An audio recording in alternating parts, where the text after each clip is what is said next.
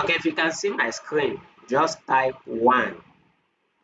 Let me be sure you can see my screen and you can hear me so that we can start and maximize the time. If you can hear me and see my screen, just type 1 before we start.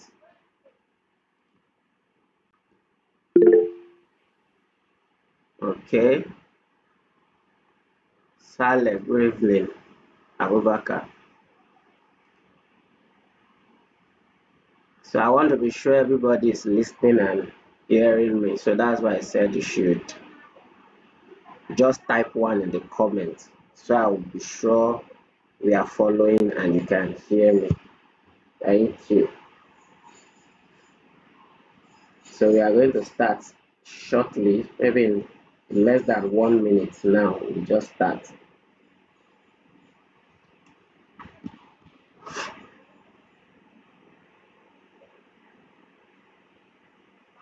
Just trying to see if there are other people who wants to connect. If not, then we are going to just start as soon as possible. So good afternoon, good evening, good morning from wherever you're watching. In case you are out of the country and watching this and listening. So good evening, everyone. So it's a pleasure that hosting and facilitating this introductory class into project management for development and humanitarian professional precisely. So this is just going to be for people who are in the development and humanitarian profession, but that does not mean that if you do other profession you can still take this knowledge and use it as a project manager, because you would understand that project management in every field is almost the same thing. So few things that changes are just terminologies. But when it comes to the ways we do projects, it's most likely the same in every profession. So whether you're a development professional or not. So I believe this introductory class, as I said, is going to help you start building something as a project manager. And if you're already one as a project manager, so let's just use this as a refresher training for everyone. So I already share my slide and I believe we are seeing the slide. So I'll just run through the slide and provide some resources and guidelines that could help us to just start whatever we want to do as a project. Because I remember during the survey I put out, I asked in some of the questions if some of us are doing a project currently or we have a proposed project that we want to do. So for those of us that are already doing projects, so this will help you to review the project you're already doing. And for some of us who are planning to do a project, so this is going to be a good startup plan for you to be able to run through the process of how you want to do your project in the best possible way you should do projects. Because you understand that most time we just do projects. I can just wake up one day and say, okay, I saw it. I saw children on the way and I see that they are not well fed. And next thing I want to do is I want to start project by feeding children. But feeding those children, is it going to solve the problem of those children entirely? Have I really think through what are the root causes of why that children is even on the streets? So, but most at times we just out of passion of doing good, we see a problem we can solve and we jump at those problems and believe we can solve them, which is a good thing. But in the long run, especially if you understand the aspect of sustainability when it comes to the sustainable development goals, which in the sense that we usually say that in sustainability, you don't try to solve a problem by creating more problem for people. So what you want to do is to solve people's problem in a way that they can sustain the momentum of the impact of that solution you have given them. Because in development space, the only goal we want to achieve is not that we are looking for you are looking to create a product or we want to create a service. What we are doing, the end goal of everything we do in humanitarian and development sector is to create impact. That is what we achieve in project management in development space. So we don't want to look at the end of our project, we build a beautiful project or we build a beautiful school. But what we want to do is this beautiful school you have built, this beautiful facility or whatever it is that you have provided for your beneficiaries, what is the impact that is going to give to those people in 5 years, 10 years, 20 years to come? So that is the only thing we look at in development space, not how beautiful the building or whatever you are creating, how they look. So in order not to waste so much time, we'll go through the slide. And for some of you that don't know me, my name is Sherif Badamosi, and I've been working in the development sector for a decade now or more. So I started as a volunteer in the primary healthcare sector, then deep dive into international development, working mostly around public health and health system strengthening. And in most other places, I help NGOs, non-profits to build a system, especially when it comes to project management and monitoring and evaluation when they are doing projects, to help them through those processes so that they can do a job that can be acceptable by our beneficiaries. So we will just run through this slide. Sorry, I don't have an assistant. So I'll be navigating the class and also accepting people that are coming in at the same time. So in this class, we are going to talk about the objective of this training, the training itself, and some of the key things that we need to know as a project manager. The agenda seems very short, but is wider when we start deep diving into what the class is all about. So in this class, my aim is to introduce us to project management, and most of the time there are cross-cutting language that we use in project management. You can be a project manager and as well be working as a program manager. And if you're already at the top of the ladder, you could also be a portfolio manager. So in this class, it's very, very important for us to know the difference between the three: who a portfolio manager is, who a program manager is, and who is a project manager. And like I always say, and like a general knowledge in project management is both art and science. And one of the other key things in project management, which is one of the most important, is the triple constraint. Then we now have different phases that your project should go into. So we are going to go through all of this in a bit. So the aim and objective from this class, just like you have provided me in the survey, is to understand the role of portfolio manager, program manager, and project manager, understand the role of triple constraints in project management and how you apply them when the need arise. Then also to understand the process and application of the phases in project management. And also we want to also cover how to prepare participants for job roles. So if you have this skill, how do you now put yourself in a position where you can be hired as a project manager? And also, because this is not just for me to have us in a group and the class finishes and we all go our separate ways. So it's going to be like keeping the group for as long as it exists so that we can equally network among ourselves and share knowledge and exchange ideas in our different walk of life.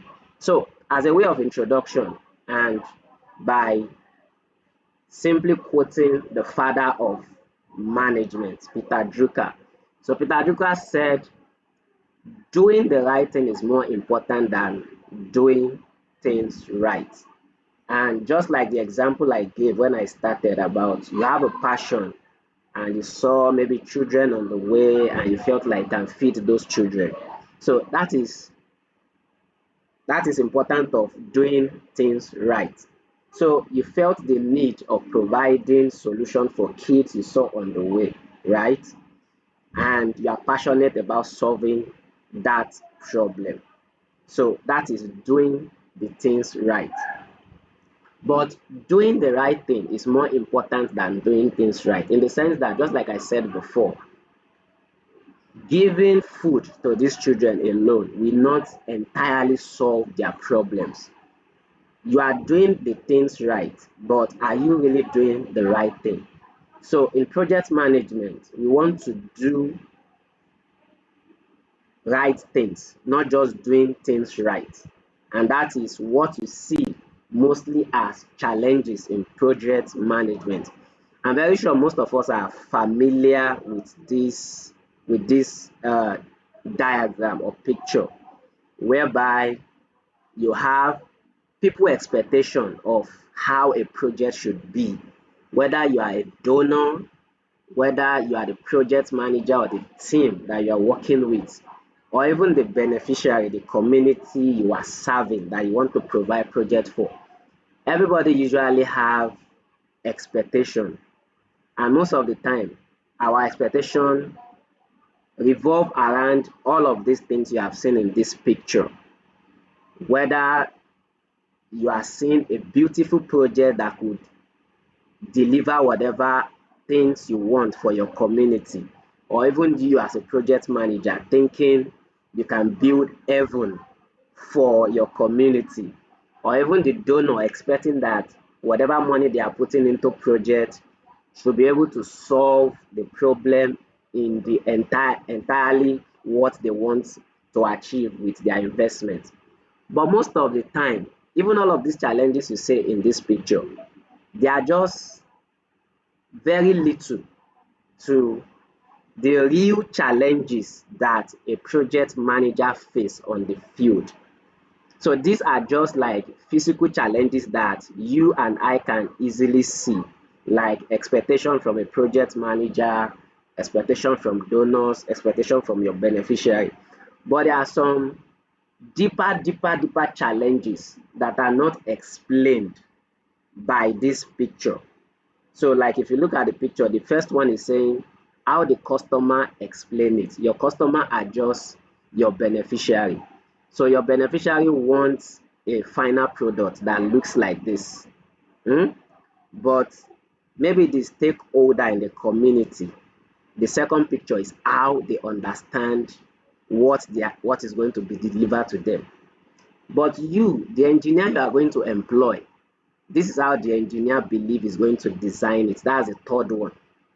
Now, you as a project manager, program manager, or portfolio manager, the way you design the program is what is in picture 4. Hmm? Now, people who are now going to sell this idea to the community or to the donors are selling they are selling heaven. You can see that you are now showing pushing share in the fifth picture. You are selling heaven to them, like we are going to fulfill all your expectation. But in the real sense, the way you document the project is like you are just giving them 1 out of 10 of things that you have promised that you are going to do. Then, when it now comes to implementing the project, what the operation installed, at the end of the day, when you now start the project, what the customer seems to believe is not what is now being delivered to the community. Now, the people who now even install this will now even sometimes overcharge you to install whatever product or services they are delivering into that community. Now, the support you are now giving as help desk support, whether from the community, from the project manager itself, the support is nothing to write home about. And at the end of the day, what the customer really needed is what is in the last picture. Meaning at the end of the day, this picture shows how disorganized a project can be challenging, especially if that project is not planned. So how do we now plan projects from beginning to the end? And that takes us to phases of project management in development and humanitarian sector. So this picture is simply showing us 5 phases in project management. We have phase 1, phase 2, phase 3, phase 4, phase 5. As you can see in the picture, we are still going to deep dive more into this as we go on. So I just wanted to have an overview of what we are going to discuss here. So we are going to be taking each of these phases and explain what you need to do as a project manager in those phases. So what is project management itself? Management first is above all a practice where art and science and craft meet. So what do I mean by that? So in project management, you are going to do a lot of planning, a lot of organizing, managing of resources to bring about successful completion of a specific goal, outcome, and output. So this is simple definition of what project management is. And you'll see that in doing this planning, doing this organizing, managing resources, working with team, problem solving, risk management, all of this involve art and science at the same time. But like I said, it is possible you find yourself in a role as any of these three, whether as a portfolio manager, whether as a project manager, or whether as a program manager. So who is a portfolio manager? So a portfolio manager is somebody that is a high level leader who is accountable for the totality of an organization investment and the changes required to achieve the aims and objectives of that organization. So see a portfolio manager like the CEO of an organization. So for instance, if you have an NGO, for instance, so the CEO of that organization is like the portfolio manager. Is the one in charge of everything in that organization. The person, what they do is that the person establish a long-term vision and provide overview of what the entire organization is going to look like. And they are mostly the people that takes the tough decision when it comes to organization. So they are just like the top level manager who oversees the entire process in the organization. But I've put a link here where you can now read more about their roles and responsibility. So a program manager may also work at the headquarter level of an organization. So what program managers simply do is that they coordinate, they direct, they oversee implementation of projects. So for a program manager can have several projects that are under them they are managing. So an organization can create a program that now has different projects that they are managing at the same time. So the person that now coordinates all of these different projects is the program manager. So most time program manager, their role involve strategic and operational risk taking, and they understand the organizational value such that in every project you are doing, they are ensuring that that project is feeding into the strategic plan of your organization. So there's also a link here to look more into the roles and responsibility of program manager. But for a project manager, which is the highlight of this class, so a project manager is a professional that works on the field. So mostly project manager are field worker. They are the ones that do I don't want to say dirty job. They are the one that do the day-to-day activity of a project, and their responsibility is to plan, to implement, and close projects to bring about successful completion of specific goal, outcome, and output. Now, take note of the word here specific, because for project manager, you have a particular project you are working on, unlike a program manager who oversees different projects. So for a project manager, you are only focused on that particular project you are assigned to in a specific time to achieve the goal, the outcome, and the output of that project. And of course, as a project manager, you need to have expertise for you to be a well-rounded project manager. I already told you that project management is both art and is also science. So in project management, these are like the art and science of project management put together as your competency. So as a project manager, you must have technical expertise. So what do we mean by technical expertise? So technical expertise is like science of project management, because in this case, you as a project manager must be able to identify a project, and you must be able to employ and use the right tools for a specific project you are managing. Then when it comes to your leadership expertise as a project manager, is an art. Leadership is an art, and it means that as a leader you must have some interpersonal skill for you to be able to work with people in different fields. So as a leader and a project manager, you must be able to communicate effectively, you must be able to inspire, and you must be able to resolve conflicts during the implementation or during all the phases of project management. And of course, we have personal and self-management, because the job of a project manager does not mean you are going to be the one implementing the project. Your role simply is to manage a team. As a project manager, you are not the one doing the activity. Your role most of the time is to manage people. So, and in managing people, just like Peter Drucker, in one of Peter Drucker's quotes that is so popular, he said, before you can lead, you must be able to manage yourself. If you cannot manage yourself, you cannot be a leader. So as a project manager, self-management is very, very important. And when we talk about self-management, we are talking about you understanding how to prioritize, how to manage time, and organize your work.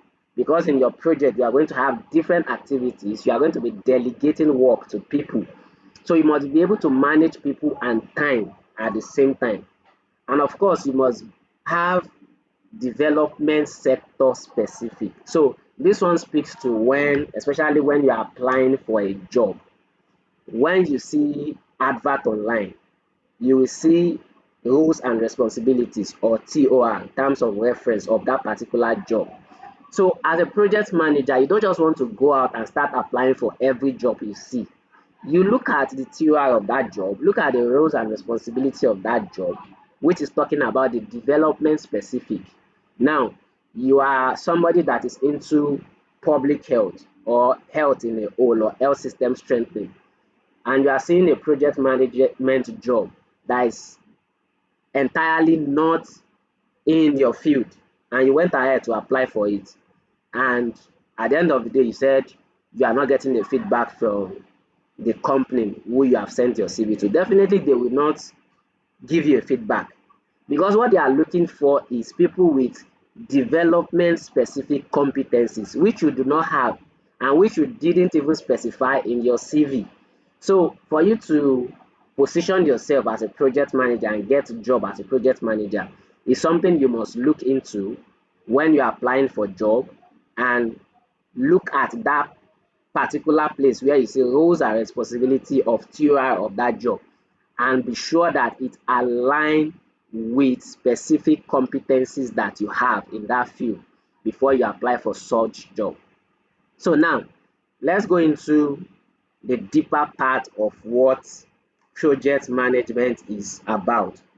So in project management, we call triple constraint. We sometimes call it autobus triangle.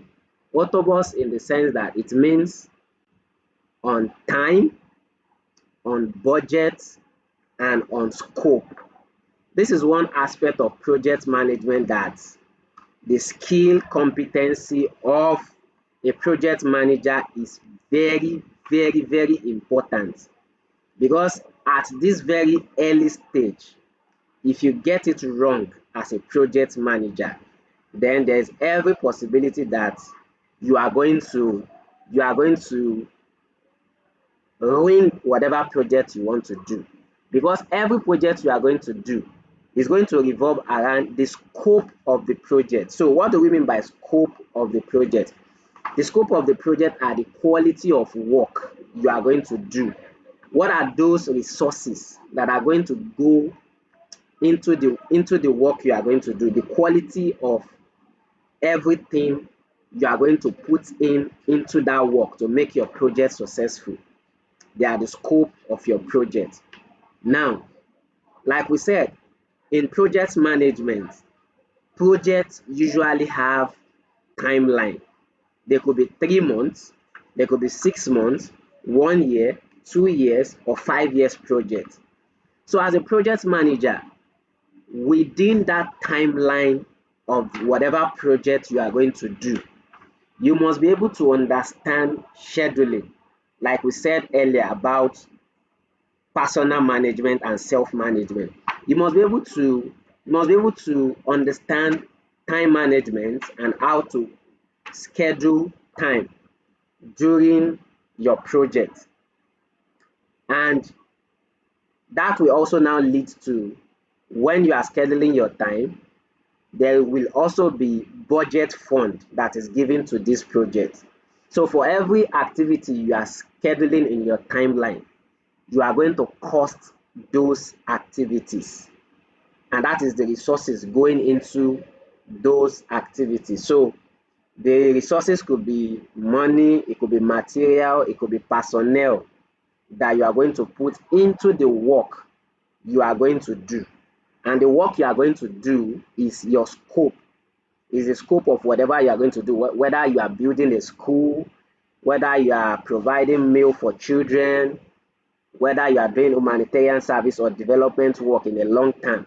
So all of those activities must be costed in a specific time frame. And most of the time in projects, just like the first picture I showed you, so you see that those picture I showed you earlier does not say anything about these three, which is the triple constraint. So usually the bigger problem, the bigger challenges that a project manager have is in this aspect of scope, time, and cost. So imagine you are given a project, maybe you have applied for a fund, and by the time the fund arrived, maybe you are expecting to get a fund of $100,000, for instance. And at the end of the day, because your donor, it will happen that inflation arises and they were not able to give you 100,000 anymore. Inflation has affected the currency at that time, and they were only able to give you, let's say, $80,000. So that means the cost of the budget you are going to use to do this project has been affected. So what are you going to do as a project manager? Because you have accepted to do this project and you have received this fund and you are already short of $20,000. So what are you going to do in this aspect? It means that you are going to think through how you are going to cut down the scope of your project. Meaning that, let's say if you have planned to build maybe 10 schools before, you might decide to reduce it to 7 because the funding you are getting is no longer covering 10 schools. Now, it could also affect maybe your time frame. Maybe your donor says, oh, we want you to do this project initially for 10 months, and something might happen. It could be war, it could be some seasonal challenges, maybe rainfall or drought, or anything can happen that can affect projects. So, and to reduce the timeline of that project.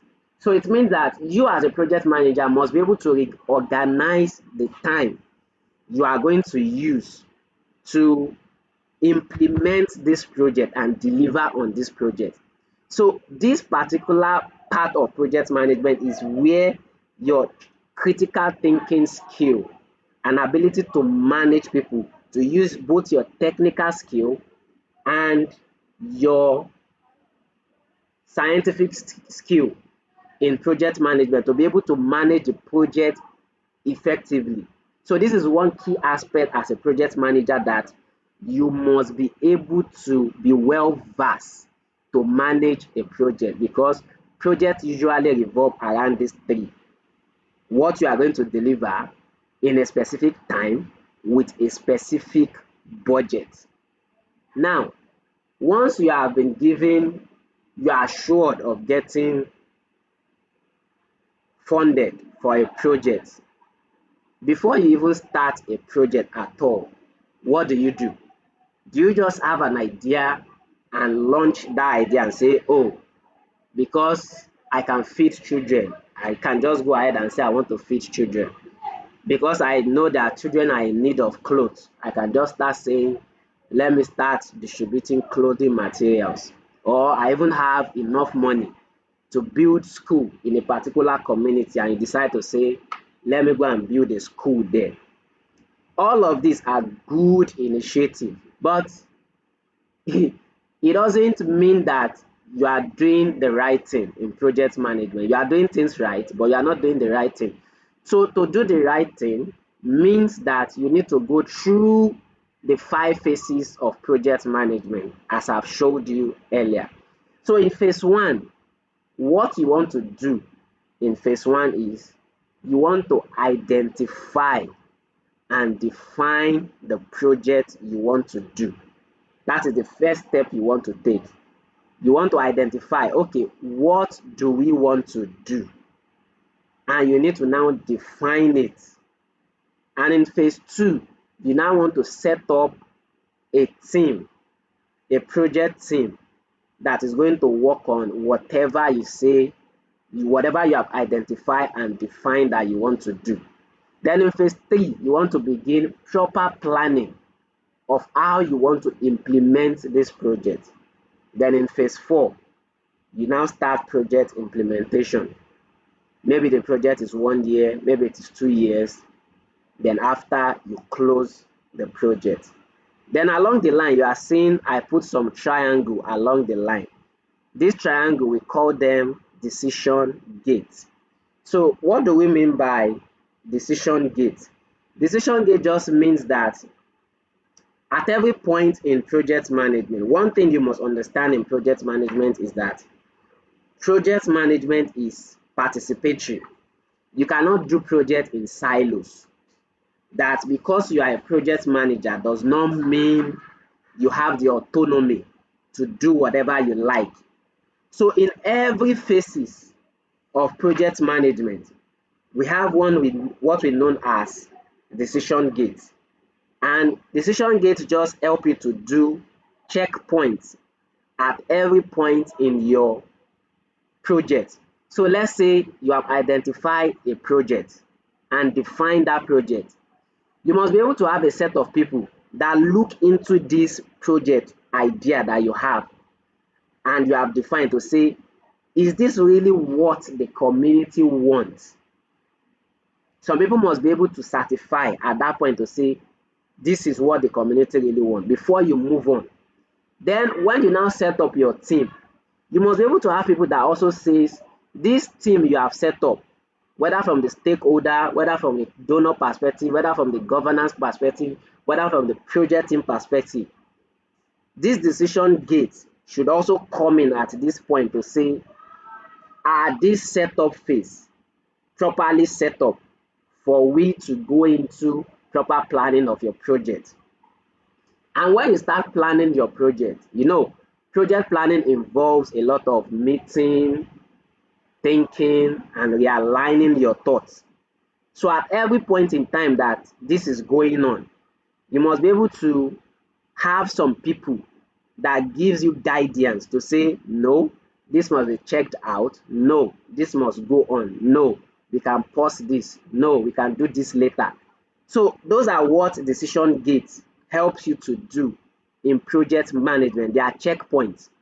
Then when you start implementing your project too, you will see that phase 3 and phase 4, I put a circle around it, meaning that these cycles goes round and round and round and round, and you keep thinking, adding things to your project, removing things from your project, and going on with your implementation till you close the project. Now, then you go to phase 5 of the project. You close the project and do handover, then you celebrate with your team. Now, something that you can see that is very crucial in this diagram is the monitoring, evaluation, accountability, and learning.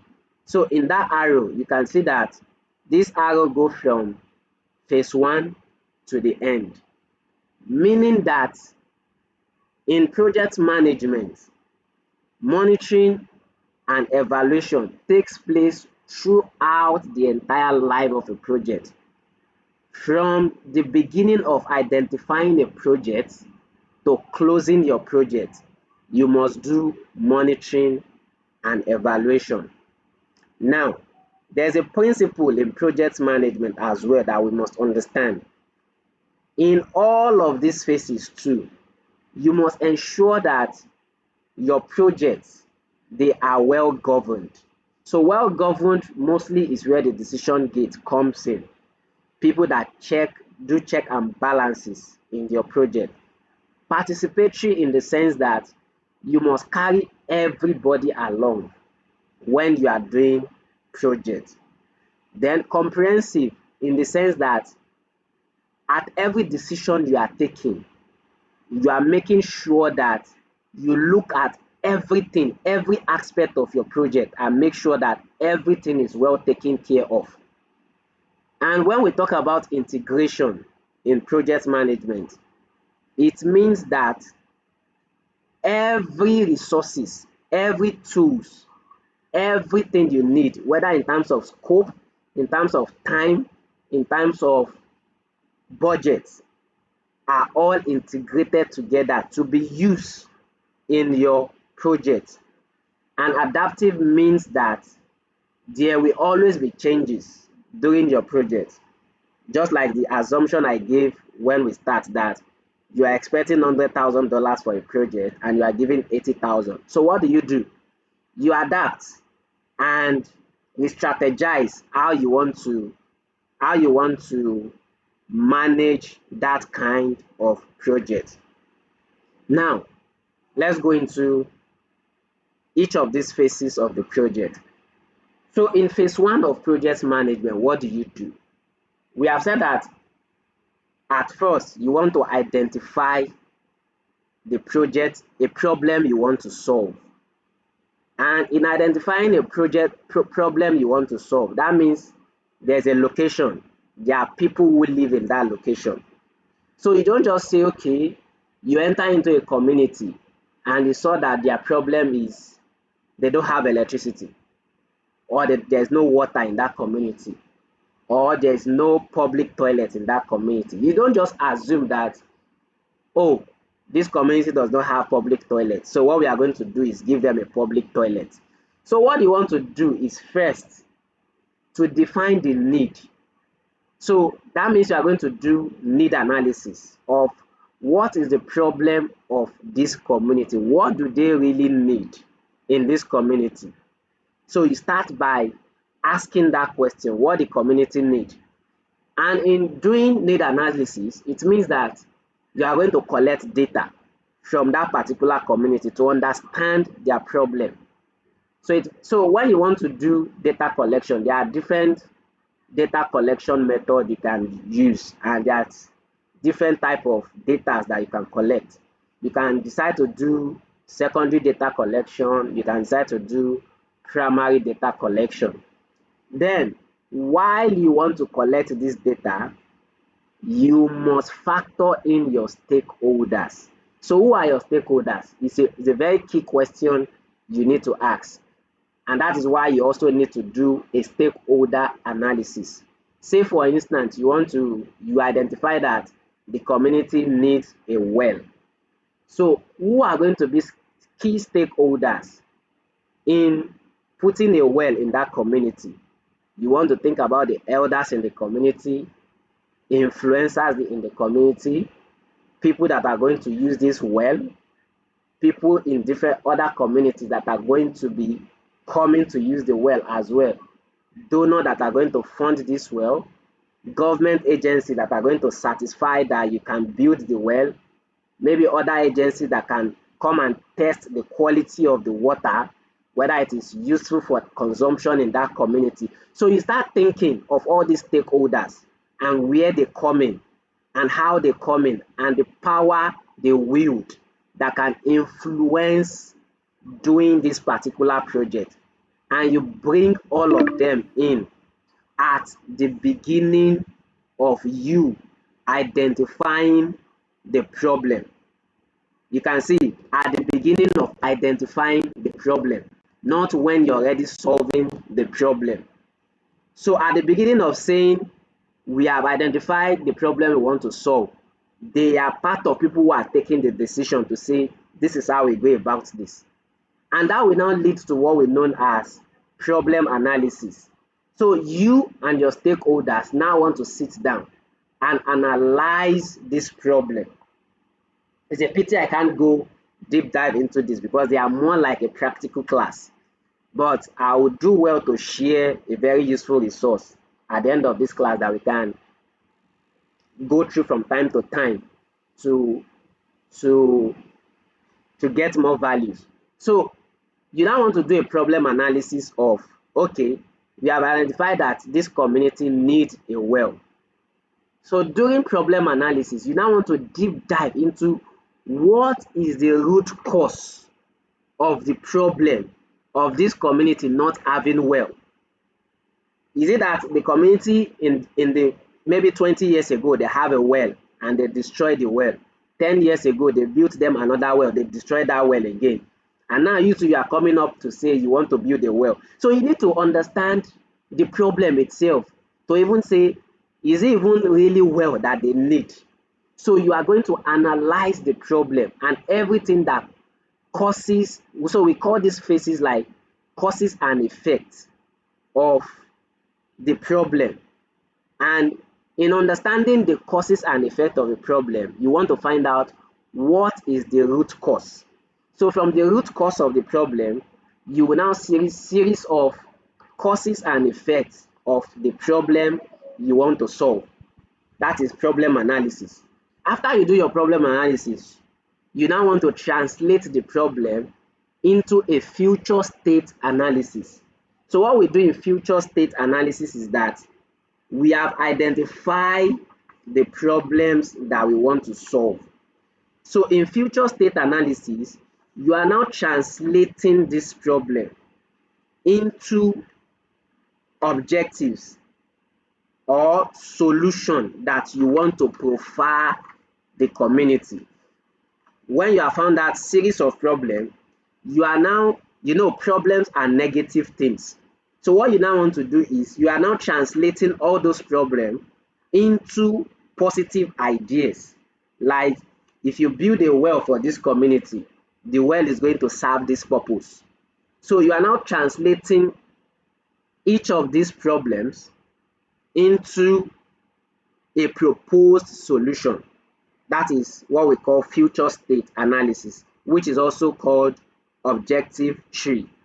Now, when you have now done your objective tree to know the kind of solution you want to profile to the community, you will see that because you are doing this as a participatory strategy, because you are not just sitting down in your office as a project manager doing this. You are doing this maybe within the community, or you rent a particular hall, or you are doing focus group discussion, or you are doing some kind of other data collection method for people to bring in their ideas to say, this is the solution we need, this is the solution we need. So because it is participatory, you are going to have pool of a lot of solutions. So you now have like maybe 10, 15, 20 solutions. Of course, for your project, you have limited resources, you have limited fund, and you have limited timeline to do this project, which means you are not going to solve all the 10 problems by what you have identified as maybe 10 solutions. What you now want to do is, from that your objective tree, your future state analysis, you will now further do what we know as alternative tree analysis. So what you do with alternative tree analysis is now to say, according to the resources that we have, this is your job as a project manager. You already know the amount of money you have to spend. You know the amount of time to do a project, and you already know the resources you are going to put into this project. So you are now going to further streamline the solution to say, okay, out of these 10 solutions, we are going to prioritize our need based on the resources available, based on the technicality that we have, based on the strategy of our organization, based on the timeline of our project. This and this and this are the solution we can provide at this stage. So you come up with that during your solution tree strategy. So maybe out of 10 solutions that you have come up with now, you will now say, we are only going to be able to provide 3 solutions. So at this stage, when you have now come up with your 3 solutions you are going to solve, this is where the job of the monitoring and evaluation experts now come in, or the team, the M&E team. They will now help the project to design what we know as logic framework, which include your indicator and means of verification. So what a logic framework does is that a logic framework is going to help you in reasoning. It's like you are seeing the future before you achieve that future. You are now going to be putting those solutions in a logical process to say, whatever solution we want to solve, what are the logical ways we are going to solve it? How many people do we need to solve this problem? How many days do we need to solve this problem? Who are going to be responsible in solving this problem? What is its goal? What is the outcome? What is the output? And what are the activities that we are going to be doing to solve this problem? That is what is going to be in your logic framework. And in your logic framework too, you are also going to develop what we know as assumptions. So take for instance, you want to dig a well in a community, or you want to do a road in a community. You are going to assume that if everything is well, then that project can go on well. Everything is well means that, say for instance, you cannot do a road during raining season.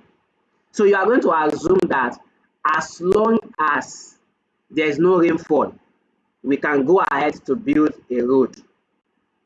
As long as there is no rainfall, we can go ahead to dig a well, because you cannot be digging a well while rain is falling. So those assumptions, you are also going to bring up assumptions, which is the work of the monitoring and evaluation team now, that are going to do a logical framework. Maybe at the end of towards the end of this class, I'm going to show you this, and in the resources I'm going to share, you can now see how a logic framework look like. And most importantly, because this class is not on monitoring and evaluation, so I don't want to deep dive into that. I remember I put out a survey to say if you want to learn both project management and monitoring and evaluation, we'll do that. So maybe during the M&E class, I will now break this down into pieces for you to understand M&E in itself. But for this class, let's just go ahead with our project management. So phase 2, now that that is done, so what are you going to do in phase 2? So in phase 2 is where you now to start to set up your project team. And in setting up your project team, you first need to know the benefits of setting up your project team. Number one, you don't want to be overwhelmed as a project manager, and you don't want to do a work that people will say they are the one that did the work. Because if you do the work alone, maybe with your project team, or you sit down in your office and design a project and now bring the solutions to the community, that kind of project will not be sustainable. That's why you see in most cases, when a project is being done in community, people will say maybe USAID project, JICA project, Global Fund project, whereas the project should be that particular community project. It should be like Gwarimpa Water project, so that that community owns the project. You don't go and name the project in the name of the funders, and at the end of the day, 3 to 5 months down the line, 5 years down the line, you come back to see that project to do an evaluation, and the project is already dead. And even when you now even get to that community, maybe at that time, you have now even created more problems. You don't want to do that in project management. So those are the benefits of setting up a project team, which is also going to be participatory, involving the community. And it is at this point you also now bring in decision gates, because during this time, when you are setting up your project, this is where you now start to write your project charter, whether your concept notes or your project proposal. It is at this point that you write them and you start to get approval, maybe from government agency, from your organization, from ministry, for you to be able to go ahead with the project. And it is also at this point that you do risk management and risk analysis to start thinking, what are things that could possibly go wrong when we start this project? So there's something we call risk analysis, risk matrix. You come up with this risk matrix to think through all the different kind of problem that could come up when you start to implement your project. So you preempt the problem. So you don't start to think of the problem when you start the project. You think of all of the problems you can think of even before the project implementation started. And this is still in your setup phase. And it is also at this period you now start to engage your stakeholders even more. You have initially identified your stakeholders and do stakeholder analysis to bring in people from ministry, people from your donor, people from your community, influencers, and everybody. You now start to bring them and start engaging them at different fora to say, what can they bring to the table? What can they use to support the project in terms of ideas, resources, human capacity? So you bring all of these ideas together and filter them as project manager in a way that will support the implementation of the project. It is also this phase you set up project governance. What do we mean by project governance? You can still see triangle here. So project governance are also those that help you put checks and balances, decision gate, like I said earlier, to say, okay, you've written a project proposal and the proposal is not looking good enough. So those people can say, no, you have to rewrite this proposal. The budget to put in this proposal is too much or is too low. Rewrite the proposal. Okay, you've developed your concept note. No, this concept idea is not looking good enough. What is the theory of change in this concept note? These are the people that help you review your idea while you are setting up your project team. And this is what you do in phase 2. So before this escape me, let me make this point. You will see that I'm explaining this thing in phases: phase 1, phase 2, phase 3, phase 4, phase 5.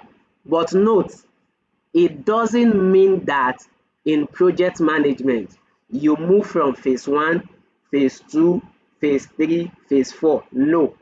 In fact, you can be in phase 1 identifying your project, and at that phase 1 you are at the same time doing phase 3, which is project planning. You can be in setup phase, which is phase 2, and at the same time you are doing phase 1, which is identifying your project at the same time.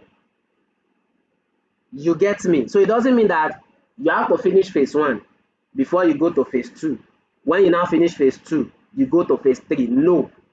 You can do phase 1, phase 2, phase 3 at interval at the same time, because this period is still about planning your project, not implementation at that time. Even during implementation phase, you can still go back to your setup phase and your planning phase to say, oh, initially we plan to build 10 schools.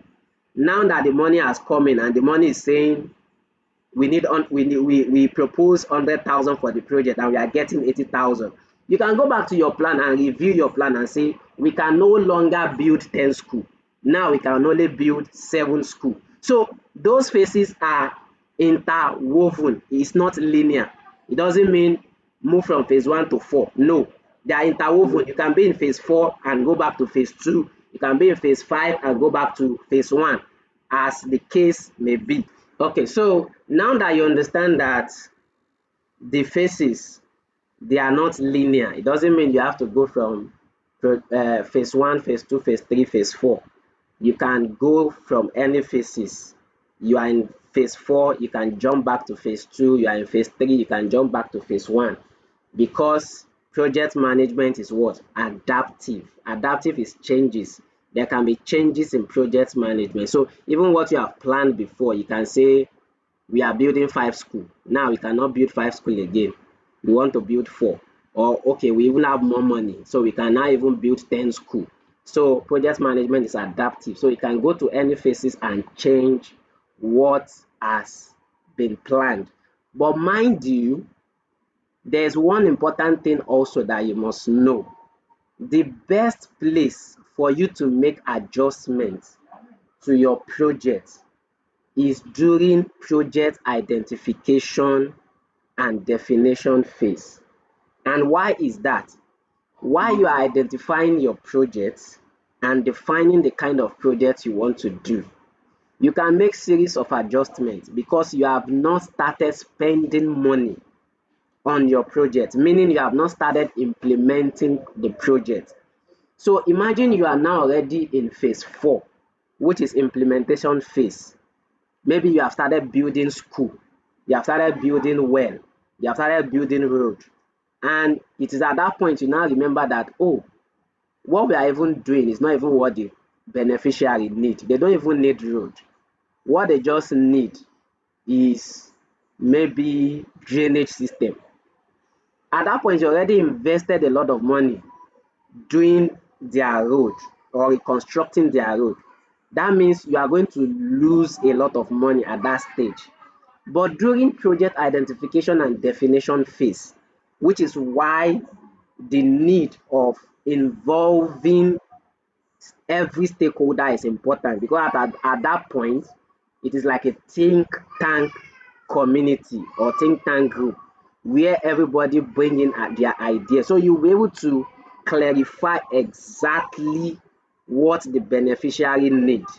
So and at that time, you can adjust and readjust so that when you start implementing, you don't now get to implementation phase and say, oh, you wanted to build school for them. Meanwhile, it is not even school that they need, because people in this community, they don't need formal education. What they need is a vocational school. So also note that.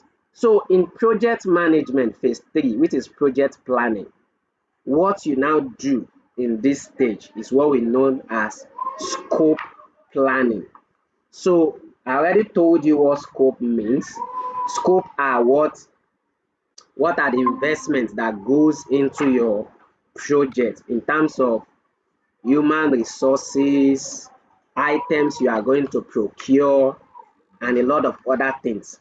So you are going to plan all of these things in this phase, and you are going to do a schedule plan as well. Like, okay, we are going to construct a school.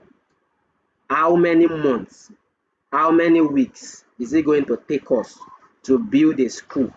We are going to dig a well. How many weeks is it going to take us to dig a well? How many staff do we need? How many equipment do we need to buy?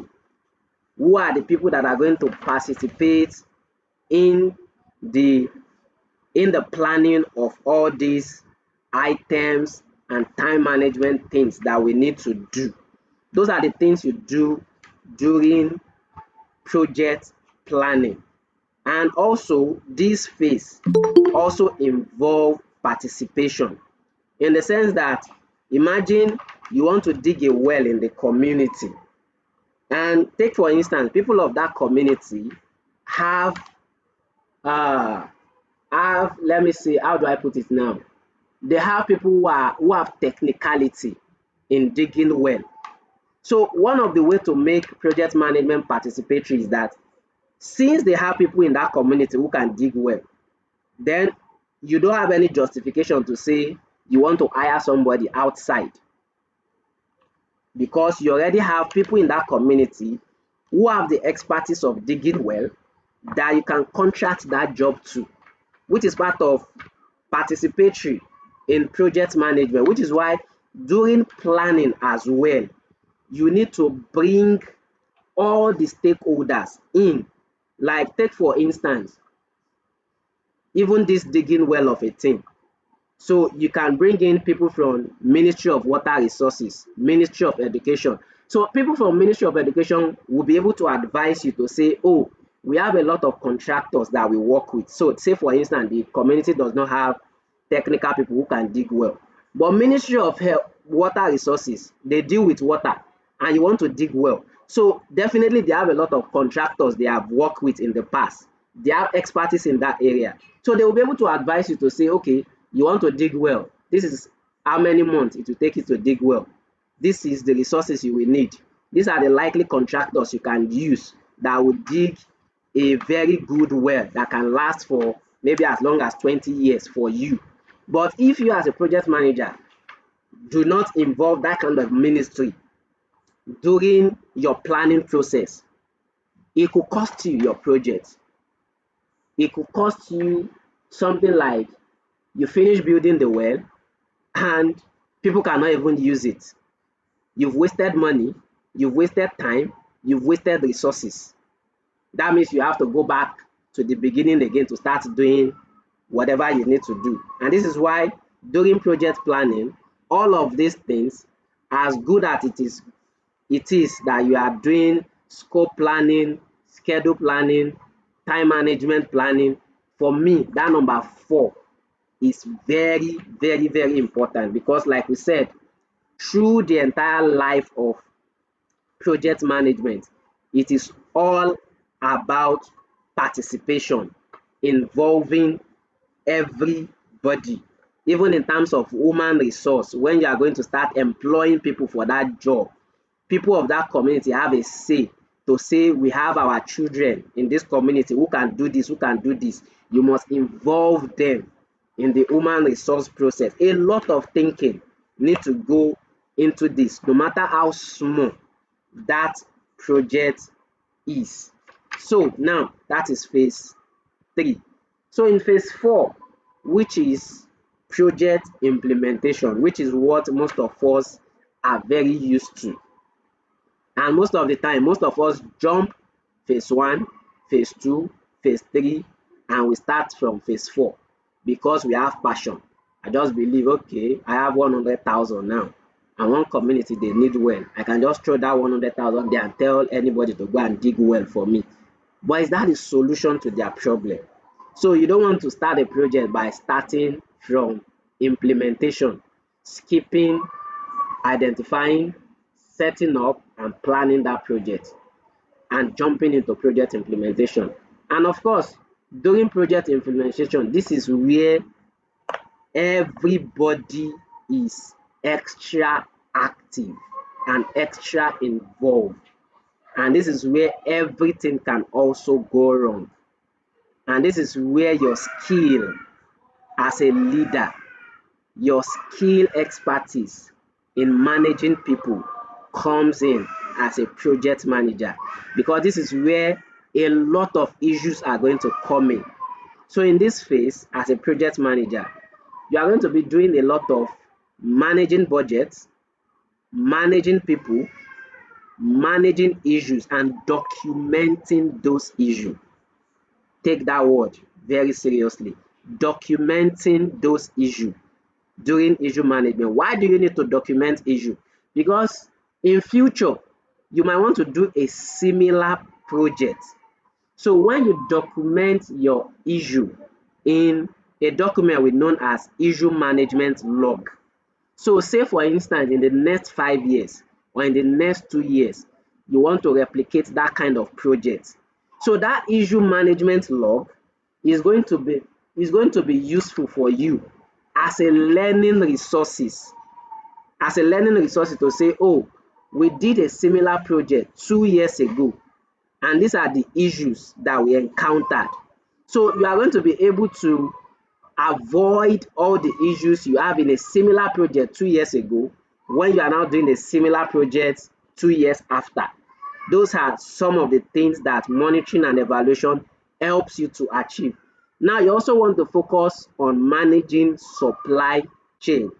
You are going to be procuring equipment, you are going to be hiring a lot of people, so you must be able to document all this process. You are buying shovel, you are buying hammer, you are buying chisel. You have to document everything because you already have a budget. And managing budget means that you are managing how you spend this money. So spending this money starts with those supply management things that you are going to procure. You are going to do a procurement, you are going to buy a lot of things, you are going to pay people for their job. And damages can even occur.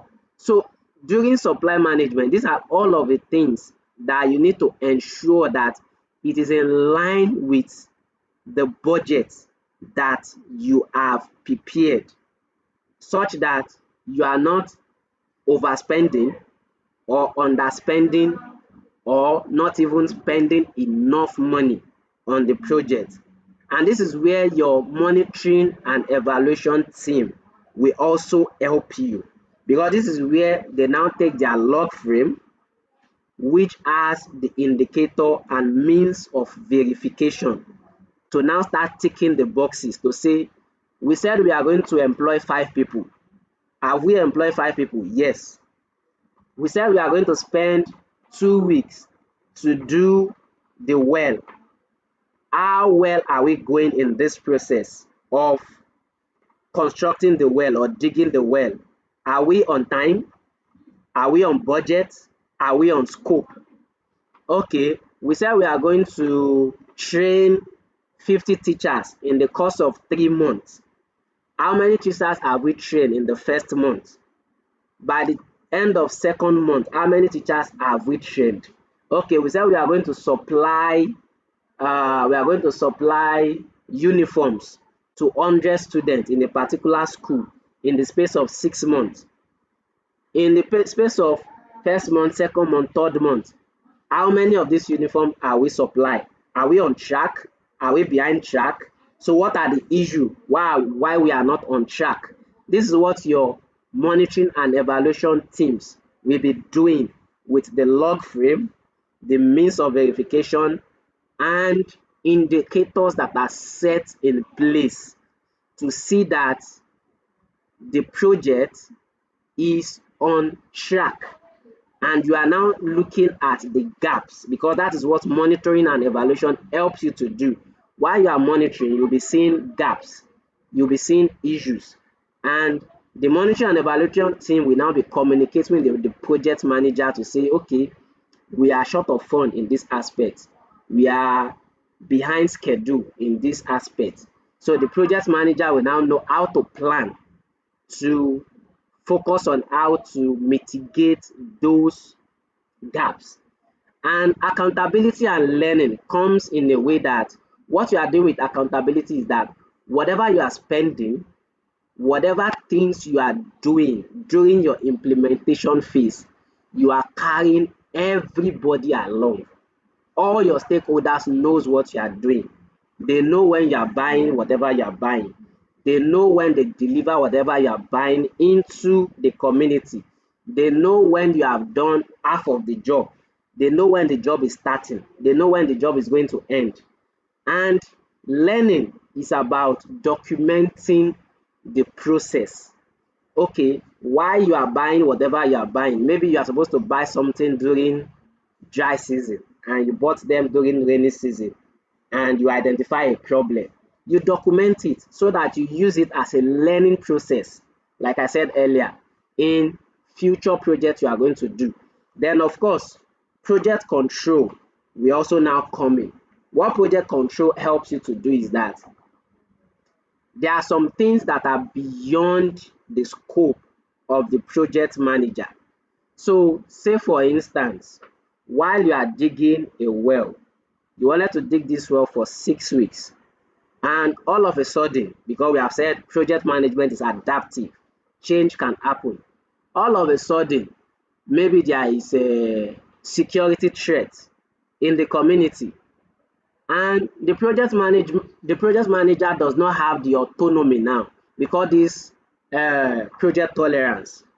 The project manager at this point may not have the authority to say to stop the staff from working.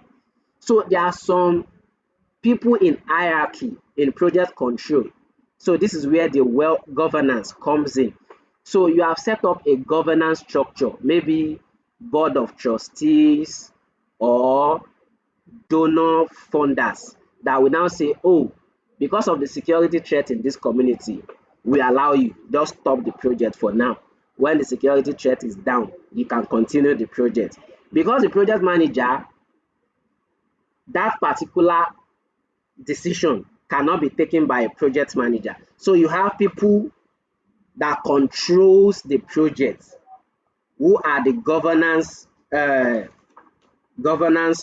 the governance structure, who can now give that directive to the project manager to say, because of this that is happening at the point, you can halt the project or proceed the project in whatever situation you find yourself at a given time. Now, the last phase of project management is now project closure. So, because we call it project closure, it doesn't mean that it is when you are closing the project you start planning. Like I said, you can be in phase 1 and be doing phase 5. In fact, during your project identification and definition phase 1, you must also start planning how are we going to close this project. Should be part of the discussion you start having from day 1. So we are going to build a well. How do we want to sustain this well after we deliver the well to the community? When we build this well, are we going to manage this well for 3 years, for 2 years, for 6 months? And after we are done managing the well, who are we going to hand it over to? For instance, are we going to hand it over directly to the ministry? Are we going to hand over directly to the community?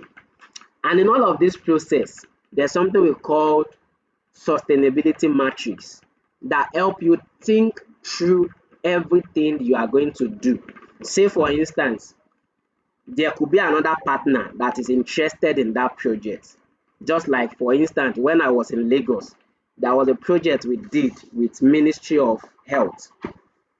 And while we were closing that project was about giving access to people in the slum area to have access to healthcare center, because there's even no health center in the slum community. So we developed plans, series of activities in that program that enables them to get access to the primary healthcare center. So because we have carried a lot of stakeholders along during the initiation of that project, during the project closure, we were able to bring in other partners that says, okay, part of the activities that you have done in this project, you can hand over to us and we can continue it as a project. Say for instance, in one of those activities, we have community members that are linked to mothers, pregnant women, such that when they want to deliver or they have emergency, these people that we have identified in the community can easily take these mothers to the facility. During the handing over of the project, a partner says, okay, because we can continue this project and we have some fund, so we are going to be providing that community with at least 50 tricycle, so that these people who you have identified can take this mother to facility. We will give them tricycle to be able to use it to transport these people to the facility, because one of the problem is that there's no means of transportation to take the mothers, which is one of the excuse, which is one of what we have learned during issue management. And because we have document that particular gap in the issue management log, so it was easy for us to communicate that problem to a partner. And because that partner has fund to say, okay, I can take care of that by providing transport if that is the issue, so that we can now continue that project. So that means in your sustainability plan, you can hand over to another partners, you can hand over to the community, you can hand over to ministry. But this discussion must come even from the beginning of when you are planning your project. And that is what we call the transition planning matrix, which all of these questions will come in to that scenario. Now, we now have different, what we call as, what do we call it now? Project closure scenario. So there are 5 different ways that you can close a project. So a project can be project closure. That is number 1. That is, all your project activity completely comes to an end. That is one aspect of project closure. Another project closure that you can have is handing over. So you have finished a project, but you are handing that project to another NGO, or you are handing it over to a community, or you are handing it over to a government entity to continue that project. You have finished your part, but you hand over to them to continue. Then we also have project extension. So maybe while you are implementing your project, it could be possible that your project is 2 years and you now needed additional time to do your project. So you can now tell your donor to say, oh, we have done this project, but we needed more time to be able to complete this project. This also happened to me when I was in Lagos, that particular project I'm telling you about. So in one of the activities in the project, we have redesigned that activity because we find out gaps. And like I said, projects are adaptive. We already implementing project and we saw that what we are implementing was not working, because we have monitoring and evaluation in place that is checking what we are doing, whether it's the right thing. So when we now saw that it's not going well, we decided to redesign. So by the time we finished the redesign of that particular intervention, there was not enough time to test that product. So what we now did was to tell the donor to say we needed 3-month extension. But this extension can come in 2 ways. You can have a no cost extension, and you can also have additional cost extension. No cost extension means that when the donor give you an extension, you are not spending any money during that time. You are just using that time that they are giving you, whether 3 months. In my own case, they gave us extra 3 months to complete the project. And you can also have additional cost extension, whereby you are telling the donors, we need extra time and we need extra budget to finish up the project. Number 4, you can also have what we know as expansion closure. So during expansion closure is that you have finished a project, but you have identified that this particular project, we can replicate it in another area for another target population. So something like that happened in the project we did also in Lagos. After we have done that slum community project in Lagos, we were thinking of taking that project to Edo State and Plateau State who has similar problem. That is project expansion. You are expanding that same project but to another different location and target population area. That's also you can also close project like that.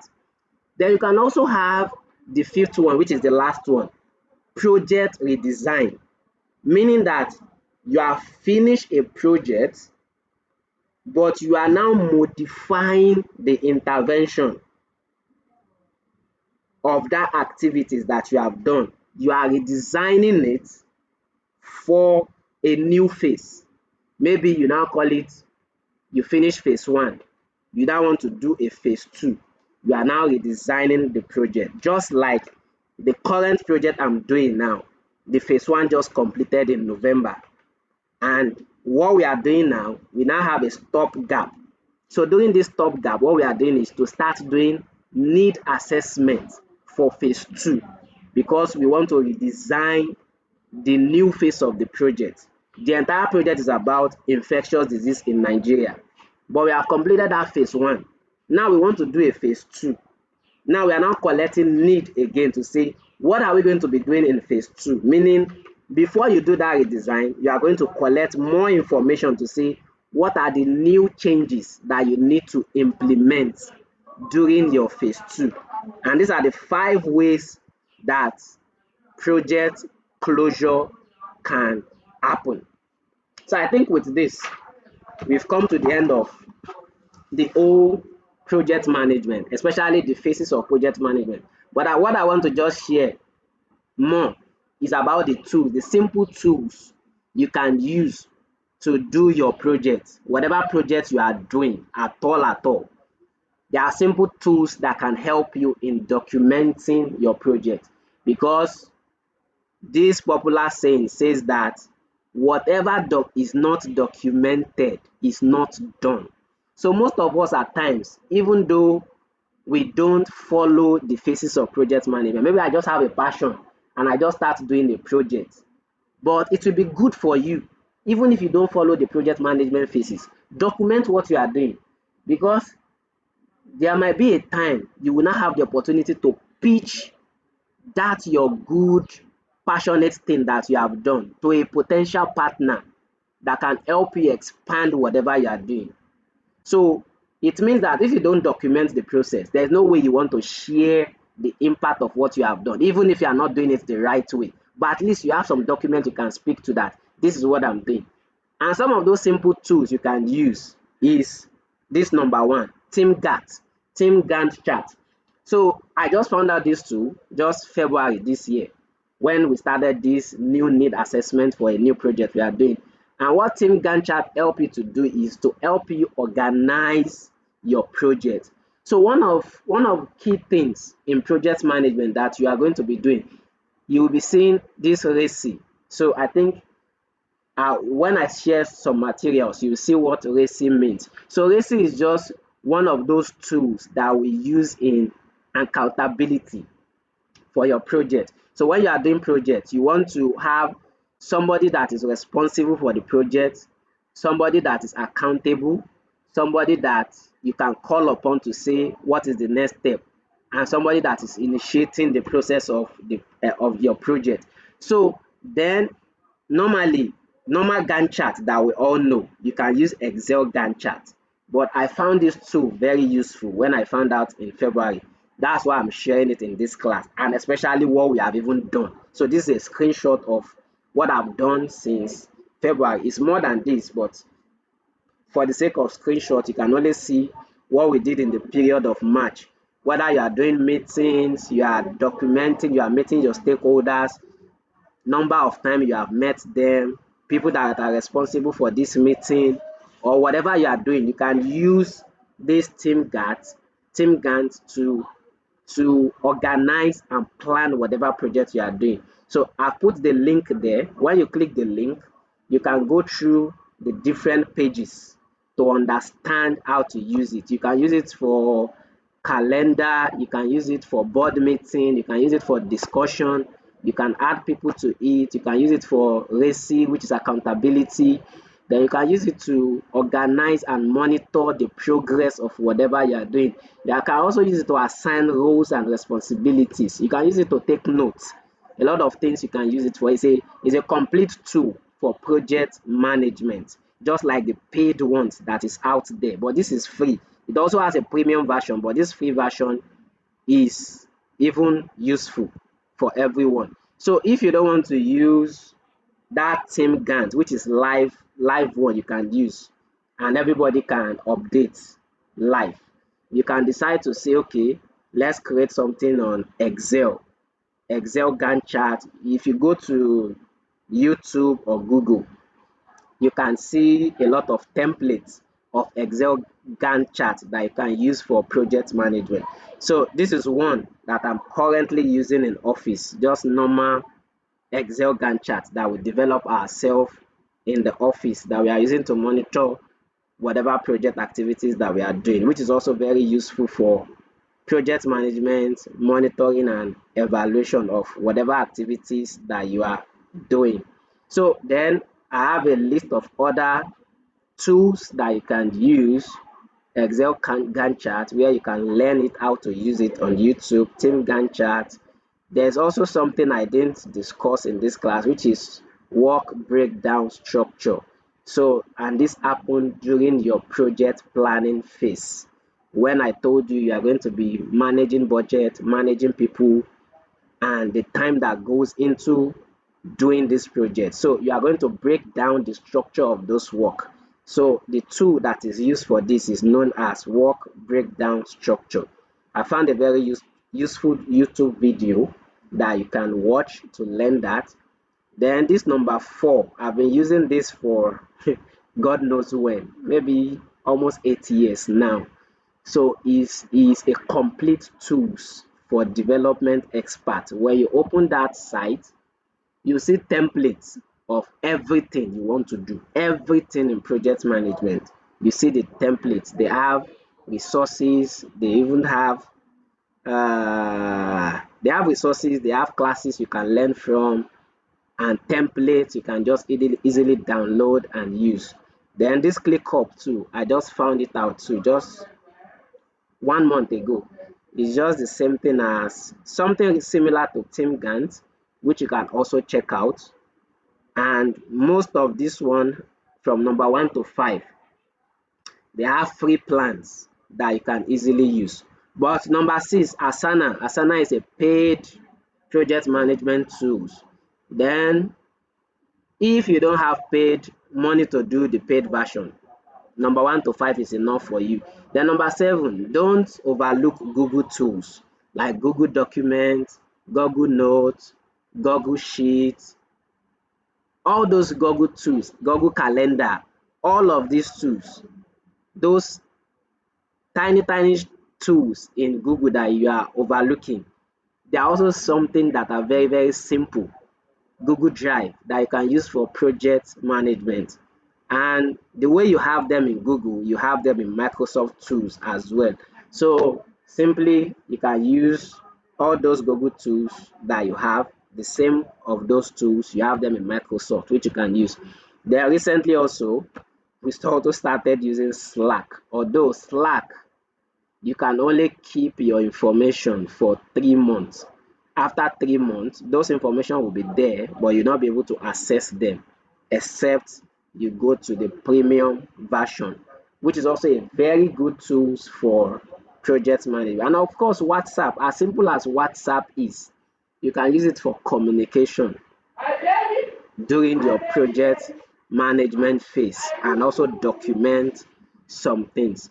So I hope this is how much I can share, and I hope it has been very useful for us and going to propel us into whatever area of project management we want to go through. So one more thing I did not even say now is I remembered I said one of the objective of this class, which is number 4.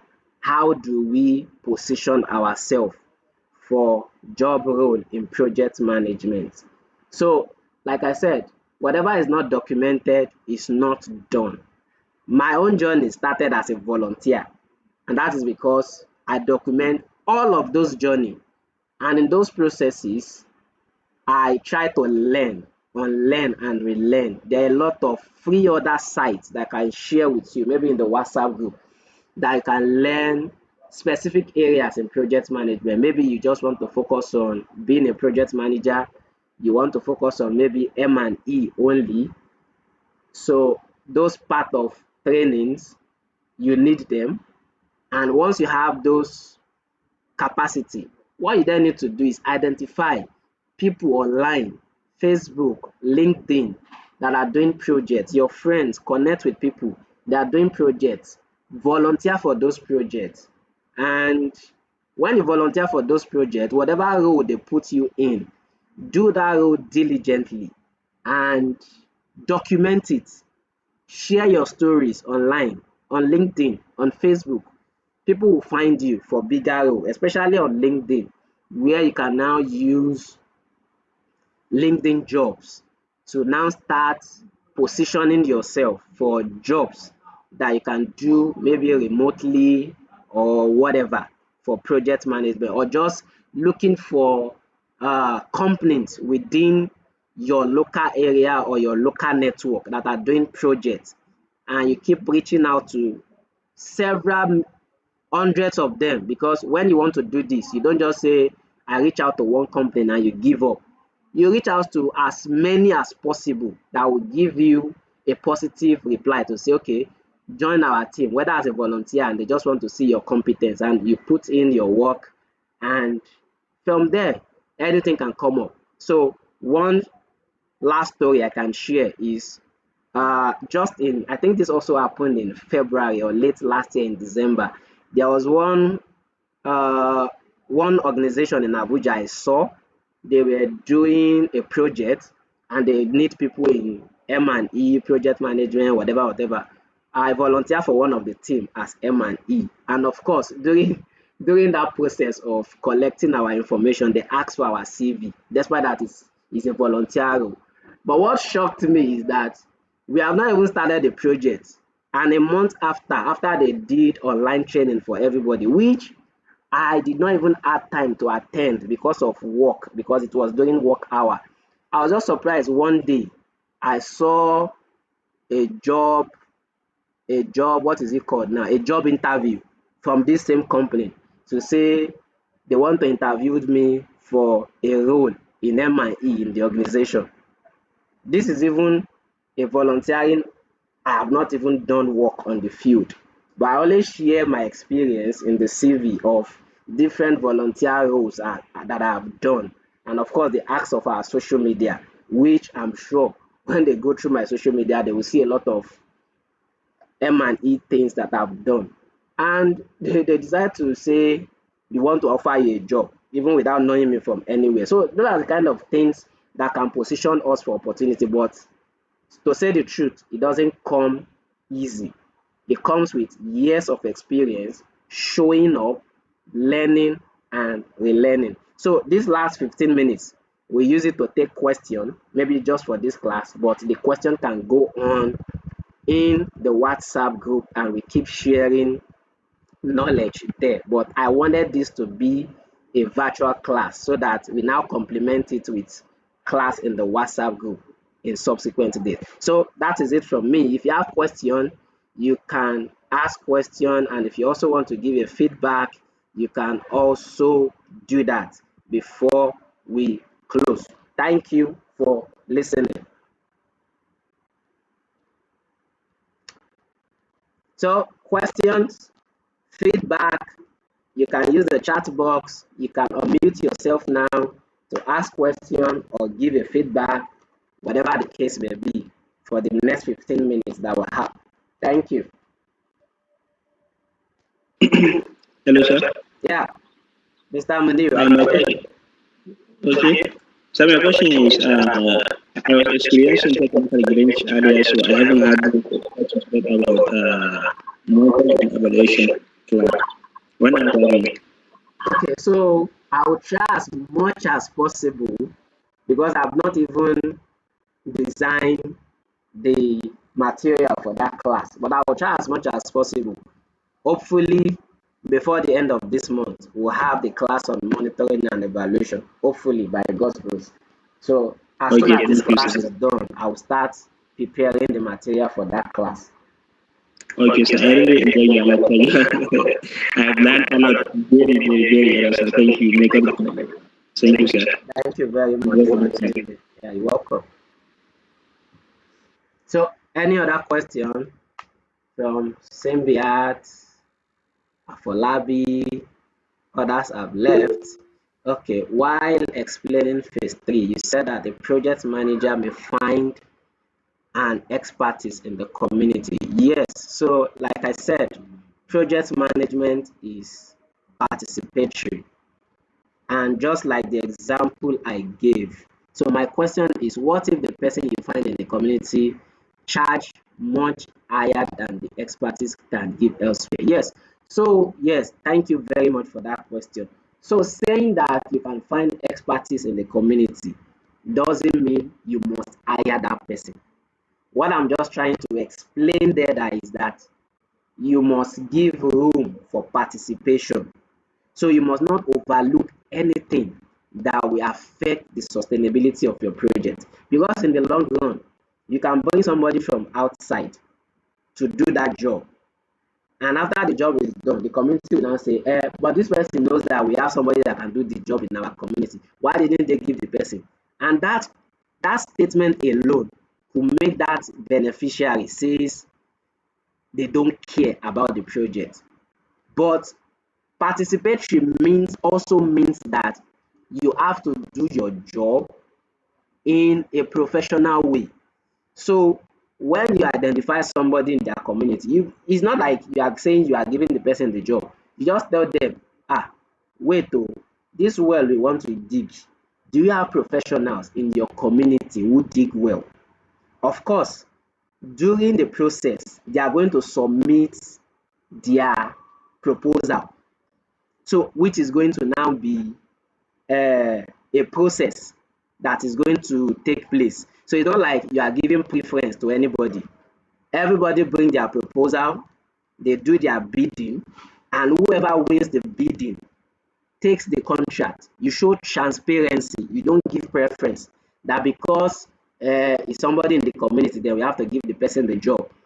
If the person quoted something higher than another company, and you see the bid of another company that is affordable to the resources that you have, you go with the other company. It doesn't mean you have to go with the community. And of course, where accountability now comes in, we said monitoring, evaluation, accountability, and learning. Where accountability now comes in is that you now explain to the community the process you went through, how you select the person that do the job. So they will now understand, okay, the process is transparent. We understand why you did not select the expert in our community. Once you show that accountability, they trust you more. So that's how it works. I hope that answers your question. Hello. Yes, please. Thank you for your time, everything for the past 2 hours. Honestly, I'm very grateful. That is the question I have for now. Okay. And I will be looking forward for more and more. Okay. I really appreciate you. You're And welcome. you have sometimes the question where Okay.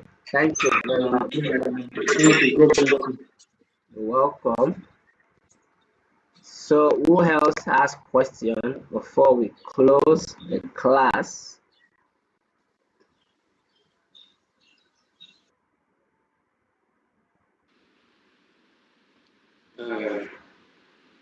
So my question is a favor, please. If you can be sharing more of your knowledge with us, because I really enjoy this one seriously, and I can thank you enough, sir. No Thank you problem. very much. So what I will also do, maybe tomorrow by God's grace, I will Okay. because I'm recording it right now, so I'll do some editing, then upload it online and share in the group so that if we need to go through it again and again, then we can use it, then share some other resource in the group Yes. for our benefit. So I will do that tomorrow by God's grace. This will help. Okay. Thank you, sir. All right. You're welcome. So Thank you. Thank you. yeah, you're welcome. So in the absence of no other question, I think this is where we end the class and see you again next time, and have a wonderful week. Okay, thank you. God bless you. God bless you too. Yeah. Have a nice day, sir. And you too.